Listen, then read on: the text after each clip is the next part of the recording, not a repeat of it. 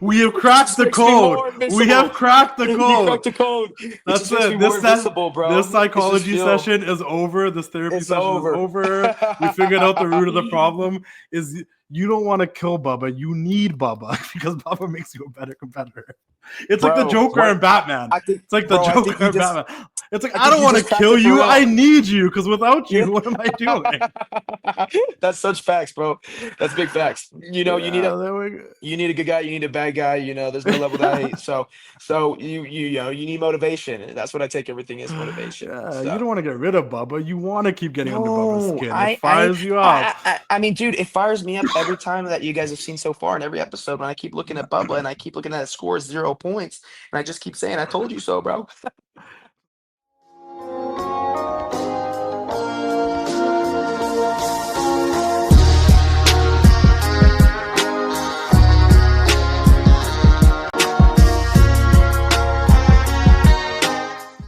And we are back for another casual conversation with the classic. I'm here with a very special guest, Brayden Ray, aka BJ Ray, aka Sexy BJ, because I'm used to calling people by their Instagram handles.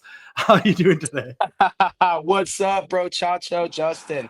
It's a pleasure to be here on one of the most world-renowned podcasts in sports entertainment of all time. So thank you for having me, brother. I appreciate that. That's big praise, big praise. I'm trying to climbing up the ranks. Yeah. You got Sexy BJ Ray on, bro. That's right there. You just moved to the number one seat on the charts. No, that's true. That's true. And that being said, how does it feel to know that they named a show after you, Legends and Future Greats? Dude, and you're part of it. It feels fantastic, you know, coming into this thing. It was really interesting as a legend, waiting to see who my future greats were going to be, that I was going to get a coach up. And it's just been a wonderful process from the very beginning. Let's talk about that. Let's talk about all jokes aside. Let's talk about everything that's going on with that show. Obviously, the biggest thing is your relationship with Bubba Ray, Bully Ray, as some people like to call him. Let's talk about that first interaction where you gave a promo and he kind of gave you some feedback there. Why would he draft you to his team if he seems so offended by you? Dude, I think it's funny. I think it all happened by happenstance because they were raffling it off and I just so happened to get picked on Bubba's team. But I don't believe in accidents. I believe there's a purpose for everything. And I know 100% it was meant for me to be on his team because, dude, I was literally, bro, after the very beginning on how everything had gone, I was just praying, bro. I was hoping. I was like, please let me get Bubba, bro. I was like, please, because I just knew it'd be an absolute blast and it would allow for, you know, the best entertainment and it would be a fun process. And at the same time, now I have, you know, the chains are off and now I could just be the world's greatest troll and getting under Bubba's skin. Yeah, because I know that you wanted to be on his team watching the show, like you were hoping for it. But it's the fact that he actually picked you. It's almost as if like he's one of those women that thinks he can fix you. And like, you know, make you his project and like I can make him respect his business and change him. And he took the challenge. 100%, dude. I was thinking the same thing. I was like, does this guy have like weird attachment issues or something? Because, you know, he was talking about how he doesn't want to shake my hand until he gets to know you, or you're there to the very end. And it's like, bro, why are you so concerned? Like, are you worried you're gonna get too attached too quickly? I mean, I get it. You know, if I was anybody else, I would get attached to me quickly too. There's no relation between you guys being Bubba Ray and BJ Ray. Nah, there's no like secret, there's some secret kayfabe relationship we're not supposed to know about. Listen, look at Bubba Ray, and then look at this handsome face right here, dude. You think there's any correlation in the DNA there, bro? Hell no. I've seen you sporting the glasses. I've seen you sporting the glasses before. So I should have had him on right now. You should have. That another thing I want to ask you about the show then is what is your relationship with the other coaches? Obviously you're under Bubba's tutelage, but there's Undertaker there's Booker T, there's Mickey James. I'm sure they still throw in their 2 cents whenever they can to help all the roster that's on that show. As well as we heard the Undertaker say too, you're talented as hell, but you're gonna fuck it up, whatever that means. What is your relationship with the rest of them? Yeah, dude, you know, I would say my relationship, me personally, I would say my relationship is good because here's the thing, and I said it time and time, and I will keep saying it time and time again. I never look for a fight, but I will never back down from a fight. None of this, Justin, none of this had to happen whatsoever until Bubba decided to come in on his high horse and try to be this tough old grunny guy and not shake my hand. I thought it was completely disrespectful. And what's funny is I actually wasn't that mad about it. I kind of take things as a joke in general, but I was like, dude, this is just the perfect opportunity for me to now troll this guy and kind of make him pay for it in a humor kind of sense.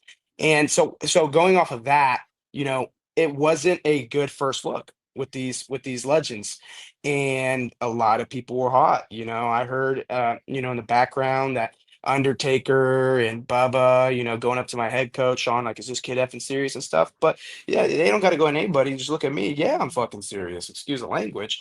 But Yeah. because I'm the kind of guy, dude, where it's like, I don't care who you are. We all wake up, we eat, we crap, we bleed, and go to sleep. Like, it doesn't matter who you are, what you've accomplished. Everybody is the same in my eyes. Everybody's the same on every level.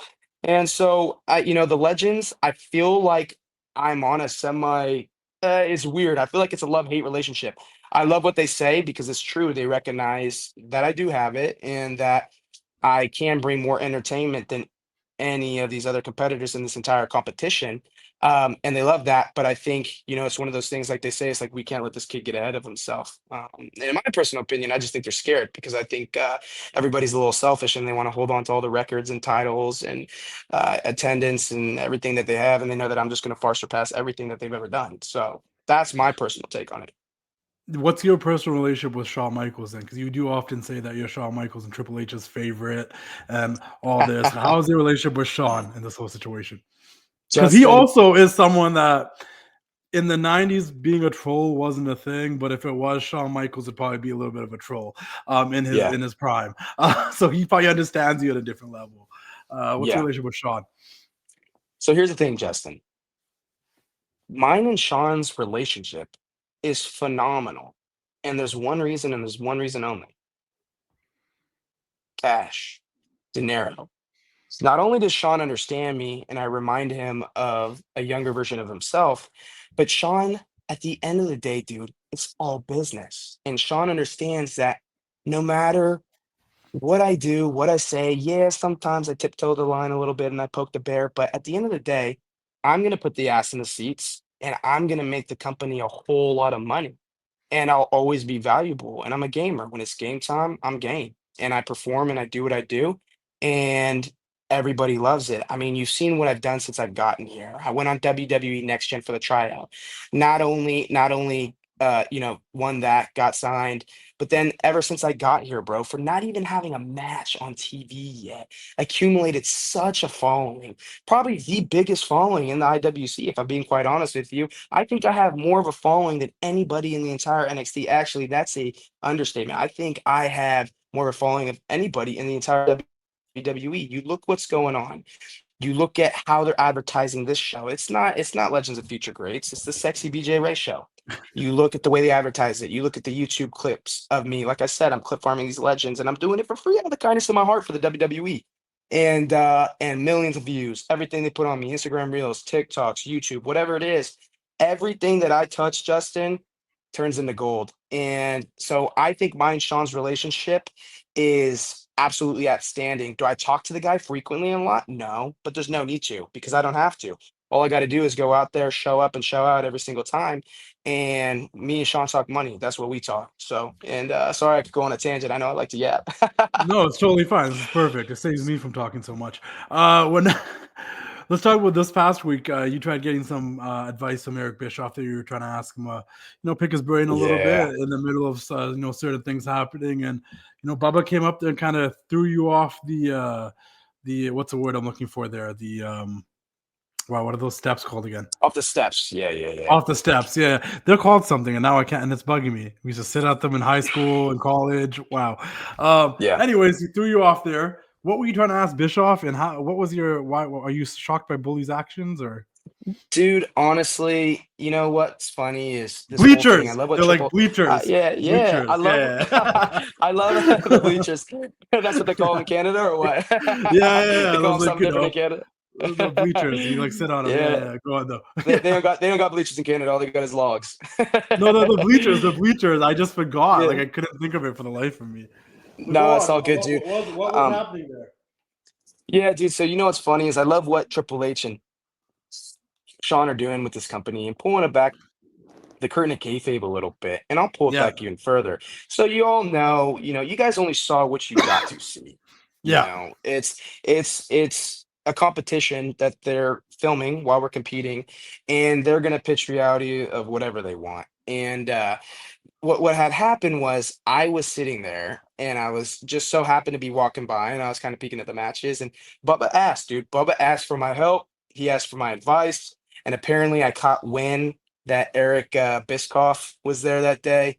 And so I went up to him and I was just like, and I got wind that he was, trying to help give some points out. And he was actually, I got wind that he was talking with Bubba and he was helping Bubba out a little bit. So I decided, I was like, yeah, like, dude, I'm such a team player. That's the kind of guy I am. I went up there and I just decided to yip yap him a little bit, and I was gonna give him some advice on some of the guys, who's the contenders and stuff like that. And then all of a sudden, bro, Bubba with his fragile little girl ego, he comes over and he's like, "Get out now, get out now." And I'm like low key dying in my head. I was like, "Bro, what is this guy talking about? I'm just having a casual conversation, you know?" I'm like, "Dude, let's just be civil here." And Yeah. so I'm like, "Okay, whatever, bro. You're so scary." And as soon as I turn around, this shows how much of a man he is. As soon as I turn around and I turn my back, bro decides to shove me. Now, the story may be told however they wanted to be told. I'm going to tell the real story that you guys didn't get to see. He shoves me. It's funny how they could clip all these things together. He shoves me again. He didn't shove me off the steps. I turned around, I shoved the shit out of Bubba. I sent him skating like Bambi on ice right into the steps in the bleachers. And then I hopped down, and that's where you get the sound. I hopped down, and I'm like, yeah, talking all my mess. And then he decides to come to the end of the steps, and he's like, hit me, hit me. And I just die and laughing. I'm like, bro, I was like, you're so mad. And he turns back around, and then I get another little poke in the bear, and I shove him from behind. And he's like, come on, hit me. And I was like, bro, I was like, all right, come down here, come down the steps, come mess around and find out. But he didn't. He didn't. And we are. I understand. Bubba is a tough guy. We come from an industry of tough guys. And I'm sure he's still a little bit of a tough guy, and I'm sure he used to be much more of a tough guy. But the problem is, Bubba, is that you're 50 years old, you're balding, you're old, you're fragile. One of the first things that a man loses when he ages is his durability and his endurance. And one of the last things he loses is his strength. I can tell Bubba's a little strong. I felt it. I felt the strength in that push. But I'm young. I'm 25 years old. I'm healthy. I brought up my whole life in combat sports, and I've got an iron shin that doesn't get phased, and I've got a gas tank that doesn't stop. And Bubba knows that, and that's exactly why Bubba got checked, and Bubba didn't come down and try to do anything because he knows exactly what had happened. If he would have crossed that line, if he would have crossed those steps and crossed that line and those boundaries of violence, he knows that he would have got absolutely violated. And everybody there knows that he got violated. And what's funny is, dude, get this, get this. He's Yeah. lucky I only shoved the shit out of him because listen, I love my head coach Matt Bloom. My loyalty is with my head coach Matt Bloom. And obviously the guy that writes my paycheck, Shawn Michaels. Yeah. And they know I have a way of getting underneath people's skin. And so they pulled me aside before we started this whole competition. And they were like, "Hey BJ, listen." They were like, "We know you have a way of getting underneath people's skin. Try your best not to. But if any of these legends, they're a little bit old school, decide to get handsy with you or anything like that, they're like, please, BJ, just don't hurt them. Don't hurt them, because it wouldn't be good for anybody." So I was like, "Coach, Matt Bloom, I got you. And also, I'm gonna do this right. My paycheck. I'm gonna listen to him, right?" So sometimes. So anyway, I took it lightly on the guy, and I listened to my coaches and did what I had to do. But he knows what would have happened, and if he would have came down those steps, Matt Bloom and Shawn Michaels would have had to understand, hey, I'm not going to back down. I'm not going to back down from anybody, and I'm sure everybody saw that. I'm standing right there. I said, "What's up, bro? Come down these steps." W- What is the what is like the like if I was a betting man, like what are the odds that maybe we get you versus Bubba at some point, whether it's on this show or after this show or somewhere? Like what are the chances we get that, you think? Because I think Bro, Bubba well, wants it. If Bubba hears this, he'd probably be like, bring it on. Because I know Bubba, he's a tough guy. He's not going to back down from a fight either.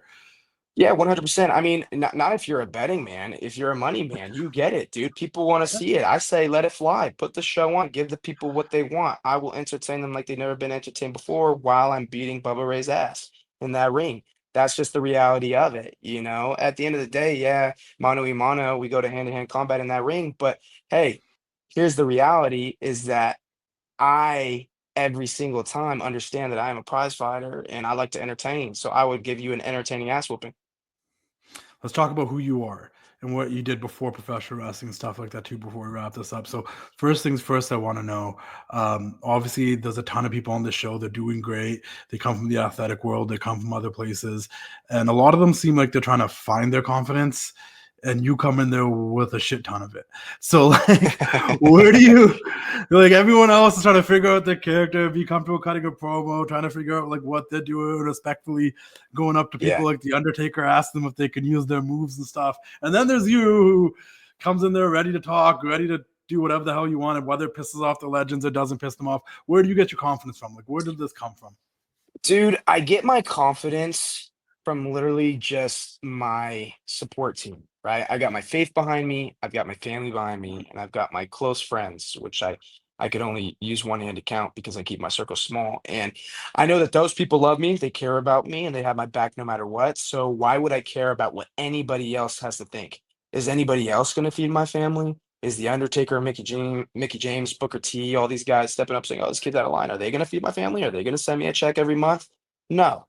And so I think being having that mindset and then also being brought up as the baby of four boys, and having three older brothers, and Yeah. just having to fight my way through life for every opportunity that I've ever gotten.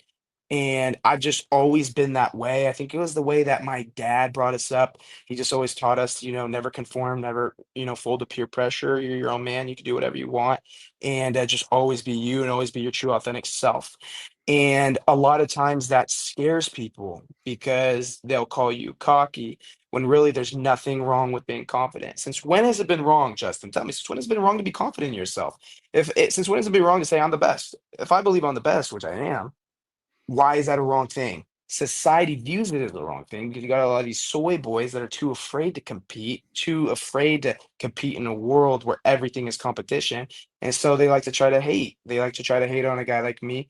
And I just don't care. I don't care what anyone thinks. I do me. I have a fun time doing it. And at the end of the day, I'm always going to continue to do it no matter who steps up, no matter what legends, even if he's a professional psychologist or a professional poker player, dude, beats me, you know? It is what it is. Did you grow up watching wrestling at all? Dude, Justin, so it's so funny, bro, Chacha. I didn't grow up watching any wrestling. I mean, obviously, the household names, the John Yeah. Cena, the Undertaker, Stone Cold Steve Austin.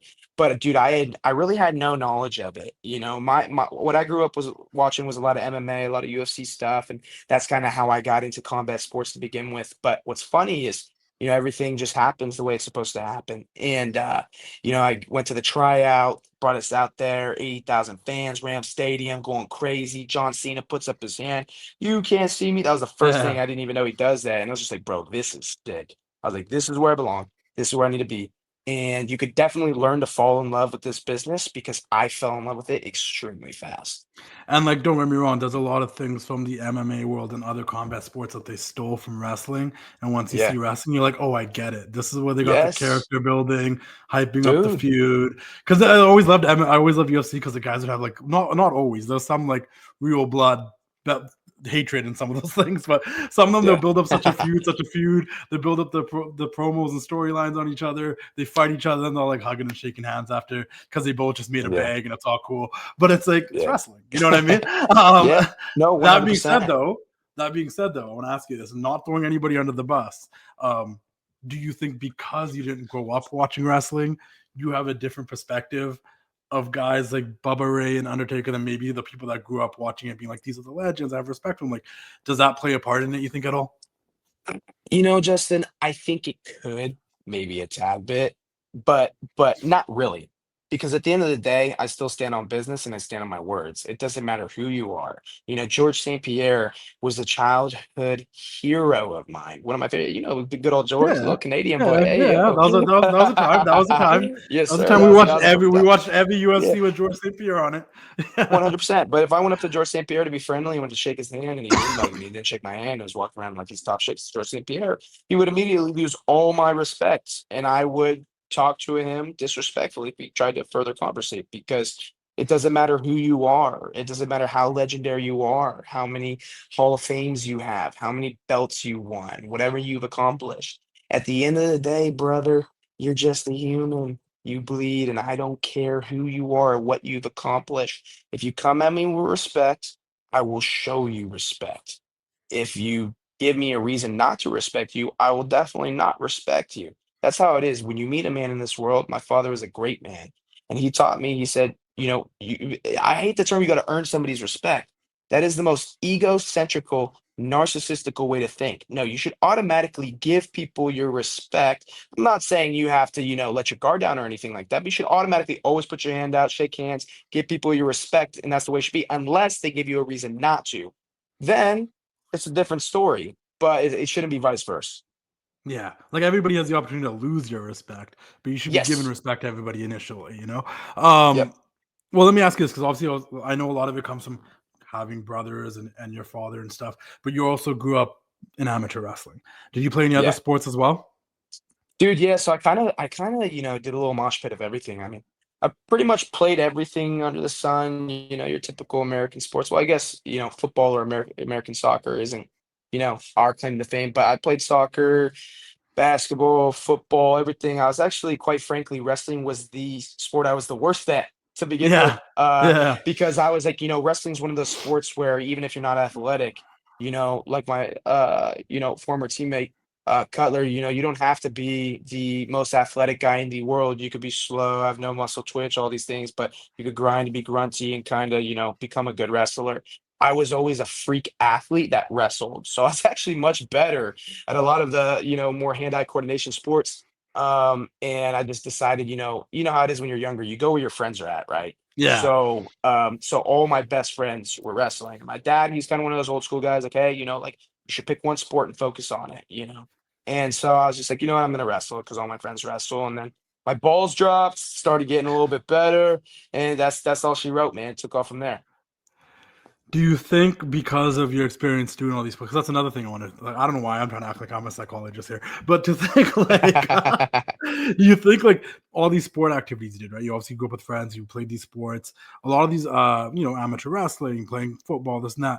There is an instant matter of like locker room camaraderie. Like there's a mutual respect between you, whether you dislike someone, like someone when it comes to the game or the fight or the match, like it's Mhm. all respect. You got to respect each other. Do you feel like you're walking into this like that? Like everyone should just kind of respect each other while doing the same thing here. And then there's these people that are above you being like, no, you're supposed to like earn respect and do this and that. And that's like a different world to you. Yeah, 100%. I feel like the same way. I came from a sports culture where it is about camaraderie and like, yeah, you compete against each other, but at the end of the day, whether you're off that mat or you're off that field or you're off the court, then you're just a normal human being living in civilization, and it's always respect. And now we got these legends who bring this. I don't even know, bro. It's a weird vibe, bro. Like it's a freaking weird vibe, bro. They're like, yeah, you gotta like earn respect, and they're like, oh, you guys are not taking this seriously, and you got to like think about each other as like competition more and all this stuff like that. And I'm just like, I don't know, bro. I'm kind of one of those guys where I'm my only competition. And I worry about myself and putting on bangers, putting on performances, which I've done ever since I've gotten here. And that's exactly why I'm in the situation I am. And so that's kind of my mindset. I just focus on myself. I'm not worried about other people or what they're So you doing get along, you because get along with your peers on LFG. I get along with most of them. I would say, I would like to say, I would like to say I get along with most of them. Some of them may disagree, but dude, deep down, really, I don't have a problem with anybody, bro. I think everybody knows I like to have a good time. I like to entertain. I like to have fun. And at the end of the day, it's all business. And I would say that, I don't have a problem with anybody. I don't even have a Give problem me with Bubba, to be honest. give me two other people on LFG that you think that people should be looking out for. Number one, coming in number one contender, you already know. It's your boy, sexy BJ No, Ray. no. I Two got other people. you. Two other people. Two other Got him. people but you. Yeah, yeah. Okay, yeah, I would say definitely be looking out for I would say, dude, it's tough, bro. There's such a Yeah. lack of talent compared to myself, but let me think about it. Let me think about it. Nah, Trying okay. to make you trying to make you nice for 2 seconds here. Yeah, yeah, I'll be nice for 2 seconds. All right. First second, Anthony Luke. Second, I would say Penny, Panina. She's got something special about her. She's mean mugging. We don't got a lot of girls like her. So I think even though she's fairly green, I think that she's definitely a contender just because of the presence she brings and the uniqueness. This is a business of uniqueness. Yeah. And so I think that she's definitely somebody you guys got to watch out for. We're that generation that grew up with the internet, logging onto random forums and chats and trolling people and making fun. I literally, I'm like what, 33 now, but it was like a year ago. I went on the way, I I went on know the you way know. back machine. I went on the waybackmachine.com and I found like this old forum that I'm like, oh, I should go on this forum. And I literally found my old comments like calling people goblins and stuff and just being a troll. And I was like 12 years old. Like I don't even know. But that being said, Oh my gosh, where that's where so where funny, did your love for trolling come from? Like where bro. did you like, hey, this is like I can get a kick out of people and I enjoy getting under people's skin and all that. You know, I adapted it in person, to be honest with you, before it even like took place anywhere else. Because, like I said, I grew up getting beaten up my whole life by my three older brothers. So my only form of defense was my verbal assaults and getting underneath their skin. And so that's kind of where it started. And then you fast forward, and I know you know about the COD lobbies and Yeah. I know and about all of that. I know all about that.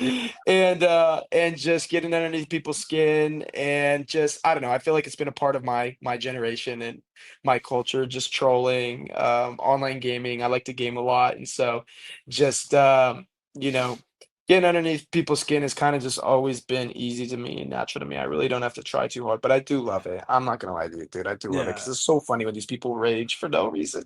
Or they get offended. You could really tell who grew up with friends or siblings and who didn't because Yeah, you, some 100%. because some of these people just probably didn't grow up that popular or didn't grow up in a household with a bunch of siblings. Like I have two older siblings. I'm the youngest. They don't know the defense mechanism. They don't know that like honestly making fun of each other is a way of showing love. And sometimes you only make fun of people you're most comfortable with to make fun Yes. of.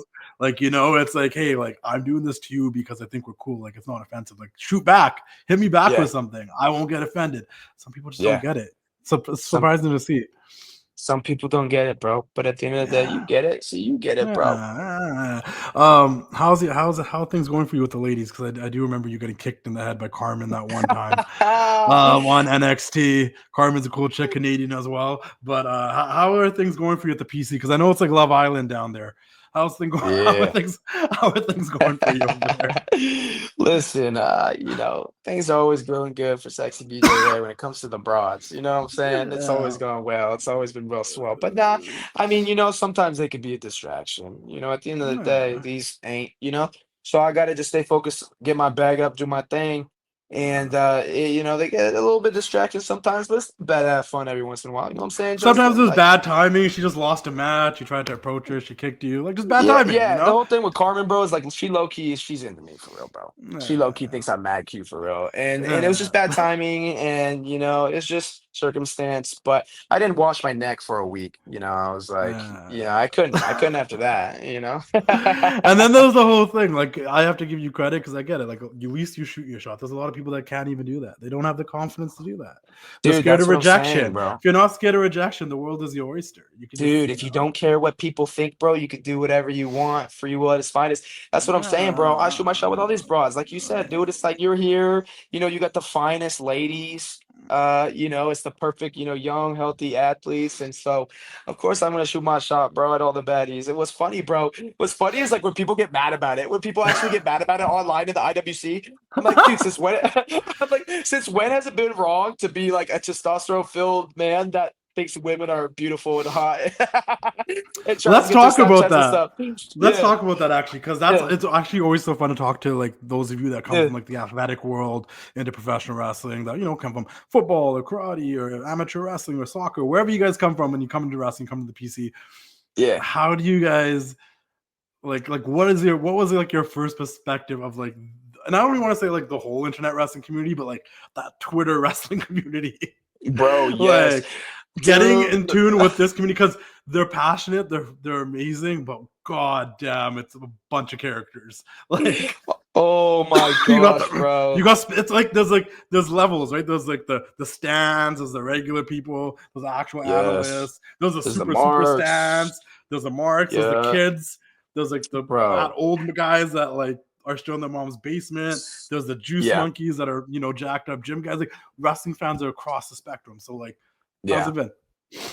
Dude, my first experience to the IWC, I'm just like, I feel like it's a cluster bomb, bro. It's like just so many different people, bro. Like, obviously, you got the geeks and the nerds in their mom's basement with their box of tissue and their lotion, and you got those guys. Those are always the haters. Obviously, they're gonna hate on guys like me and you, Justin. Look at us. We're Yeah, young, yeah, handsome, we're up. We got that clout. So obviously, they're gonna hate on guys like us. But then also, you got a lot of the people. I love, bro, like the IWC, bro. I be putting on. I tell everybody, I'm the IWC People's Champion, and I love, dude. This community is insane, bro. Like, insane. I've been a part of every sports culture, dude, and I would say that wrestling fans are literally the most invested and loyal fans, bro, of all time. Like that I've ever experienced. I was like, dude, there's no way, because like I said, I didn't grow up in this industry. So I didn't Yeah, know how it is. And I'm like, bro, these people are crazy. I was like, but I love it, bro. I love everything. I love the lovers. I love the haters. I love them all because at the end of the day, they just help me push my agenda, whether it's love or hate.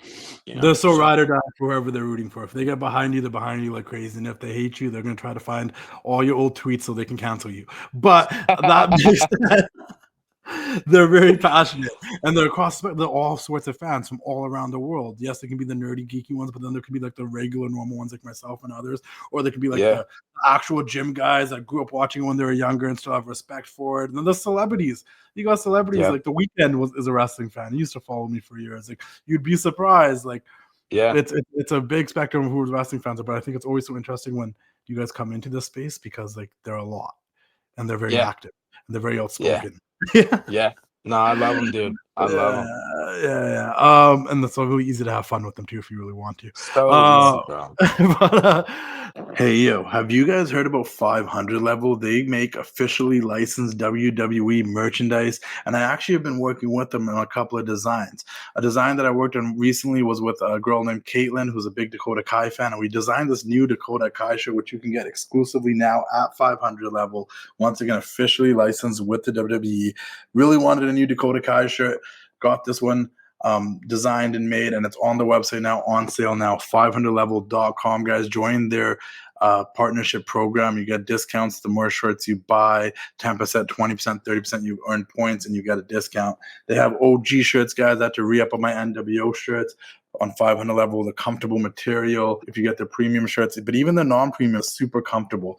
I got NWO shirts. They got Shawn Michaels shirts. You can find some of your favorite wrestlers on there. You can find none other than guys like Razor Ramon, the bad guy. Check out this shirt. It's a sweet, sweet shirt, everybody. 500level.com. Like I said, they have the NWO stuff. And if you're like a big NXT fan, they got shirts for all of your favorite NXT wrestlers. And if they don't, let me know and I'll make sure we get some shirts made for your favorite NXT wrestler. I went to go support my girl, Carmen Petrovic. You guys can check out our casual conversation on my YouTube channel. You can check out mine and Carmen Petrovic's casual conversation. But 500 Level had a Carmen Petrovic shirt. I had to go support my fellow Canadian and the homie Carmen Petrovic, guys. 500level.com, guys. Check them out. Get premium, officially licensed WWE shirts. You cannot find a WWE shop all the time. They have a huge selection on their website also for MLB, NBA, NFL, NHL. They got shirts for everything, but their wrestling selection is insane. Custom creative designs. Maybe I can work together with someone out there that is an editor that wants to put more designs on the website. Hit me up. 500level.com. Check them out and keep doing the thing. That being said, I want to ask them a couple other questions to wrap this up really quickly. First things first, what do you listen to? What's on your playlist? What's BJ's music? Bro, like, coming where I'm from, like I could understand how a lot of people are more into like the classical Renaissance type music, like Moneybag Yo or Lil Baby or those kind of Renaissance music. those kind of classical artists. But like, Mhm. bro, for me, like being from the West Coast, Orange County, California, Anaheim, California, the hood, like. I'm more into that kind of stuff, that kind of culture, like Red Hot Chili Peppers, maybe like a little JB, Fetty Wap, more that's kind of my vibe. A lot of people don't like it, because it's pretty, I it's love pretty it. vulgar I'm stuff, West but Coast. you We West got a Coasting, house. bro. We got a house in Huntington. I understand. I'm very confused about you calling Anaheim the hood, but we got a house in Huntington, and It's it's bad, great down dude. there. It's bad down there. Yeah, it's very It's dangerous, I really guess. bad. Yeah, those rich kids in Newport. But yeah, no, Red Hot Chili Peppers, Fatty Rap. I get it. I get it. That's a vibe. Yeah, What do you dude. Some listen to Tame when you? Impala. Yeah, what do you listen to when you're trying to get pumped up then? I'm trying to get pumped up. Uh, Honestly, dude, I just kind of like look at myself in the mirror. No, I'm playing. No, when I'm trying to get pumped up, dude, I don't really listen to music to get pumped up, really. I don't. I'm not one of those guys that listens to music when I'm working out or trying to get pumped up. I So what kind of gets you just, pumped up? um, I would say like you talking about for like a wrestling match. Just like anything, working out or wrestling match. Like, Yeah, what gets you in the zone? I would say I'm And say naturally even when just even when you're amateur wrestling, like, what got you ready before? yeah, I would say I'm naturally just like a pretty driven guy and also competition. Like I love competition. So like if there's anything I could compete in, that gets me pumped up. You know, whether it's a wrestling match, whether it's amateur wrestling, whether I'm playing Yahtzee. Like I just naturally get pumped up because I love the thrill of competition. So I would say that's what gets me pumped up, So competition. you like someone that you have to prove wrong, like that fires you up. Oh, 100%, dude. 100%. That So fires me up so much. your beef with Bubba Ray is just gonna make you a better competitor, basically. Dude, We have it cracked just the makes me code. more We have invincible. cracked the You code. cracked the code. It That's just makes me it. more invincible, This bro. It's just psychology yo, session is over. This therapy it's session is over. over. We figured out the root of the problem. Is you don't want to kill Bubba. You need Bubba because Bubba makes you a better competitor. It's like the Bro, Joker what and Batman. I think, It's like the bro, Joker and Batman. It's like I I think don't you want to just cracked kill it for you. I real. need you because without you, Yeah. what am I doing? That's such facts, bro. That's big facts. You know, Yeah, there we go. you need a good guy, you need a bad guy, you know, there's no love without hate. So you know, you need motivation. And that's what I take everything as motivation. Yeah, you So don't want to get rid of Bubba. You want to keep getting under Bubba's no, skin. It fires you up. I mean, dude, it fires me up every time that you guys have seen so far in every episode when I keep looking at Bubba and I keep looking at his score 0 points and I just keep saying, I told you so, bro.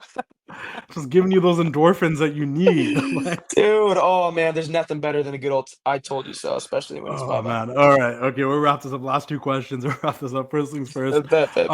Now that you're in this wrestling world, just so people understand, because a way that it could be perceived from a different perspective is that he doesn't care about this. He has no respect for the business.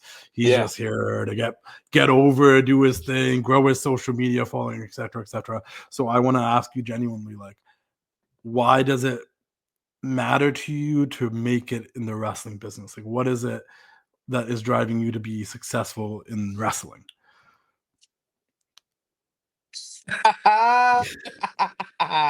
Yes, sir. That's what I'm saying, baby. Come on Yeah, now. Justin, you shouldn't ask. You already know. yeah. Nah, Well, but nah, that's for real. fair. I mean, yeah. I mean, there's a lot of driving factors, but I think that's, that's one of them. And also, it's just something fun. I like to do it. And at the same time, I'm going to make a buttload of cash like I already have Yeah, been because I could do this better than anybody can do this. I really feel like I was meant, for this. yeah. So. You're 25. You're young. You got a whole career ahead of you. But do you think 10-year-old BJ Ray would be happy with yourself right now? Would your younger self be proud? 100%. 10-year-old me looking at where I'm at now, man, he would just be like he wouldn't be that surprised, to be honest with you, Justin. He wouldn't be that Yeah, surprised because I kinda always knew. I always knew, when I was a kid, I was gonna do something special. I always knew I had a higher calling, and I always knew, in my head when I was a 10-year-old kid, I thought I was gonna be a UFC fighter, and so, I always knew I was gonna do something special. I always knew I wasn't gonna be your classic 9 to 5 finance bro working in an office somewhere in New York. I knew that I was, had a good feeling I was going to be a professional athlete, and here I am in one of the coolest businesses in the entire world, doing it, man, doing it time again, and I put in so much, sacrifices to be here, and that's it's so funny, dude. That's another thing. It's funny when you see people online and like, oh, this kid's an idiot. He doesn't deserve this. Blah blah blah blah. Oh, like what has he done? It's like, bro, they don't even know the half of what I've done to be in the position I'm in. So I will talk all the shit I want. I will have all the confidence I want, and I will do this thing my way. In the great words of Frank Sinatra, I'll do this thing my way because I have earned that right. I have earned that right. no, for sure. That's awesome. Looking forward to see what the future holds for you. I appreciate you coming on the show. And we'll have you back on there, say 6 months from now. We'll see where you're at. We'll talk Dude, let's about run it what's up, going bro. on. I appreciate you coming through. Appreciate For all the real. support always. I got you if you need anything. And yeah, any last words you want to leave the people with before we wrap this up? I mean, no, man, this shit was masculine for real. I had a blast. Like, high key. Follow me on all platforms, you know what I'm saying? For real, for real. Sexy BJ Ray, basically on everything, TikTok, X, Instagram. And we're just getting started, man. The BJ gang is gonna take over. I tell everybody, I don't even like the word fan. We're a family, all my supporters, everybody, and we're going all the way to the top. Whether people like it, whether they don't like it, they can't stop the movement. It's too strong and it's already started and it's bound to happen. And I've already, accomplished so many things in this business. I'm already a Hall of Famer. I'm already a champion in many divisions. They just don't know it yet. But me and you know it, Justin. Let's be real. For sure, for sure. All right, guys, keep doing the thing, and we'll see you all next time. It's time to say goodnight. We sincerely appreciate your patronage and hope we've succeeded in bringing you an enjoyable evening of entertainment. Please drive home carefully and come back again soon. Good night.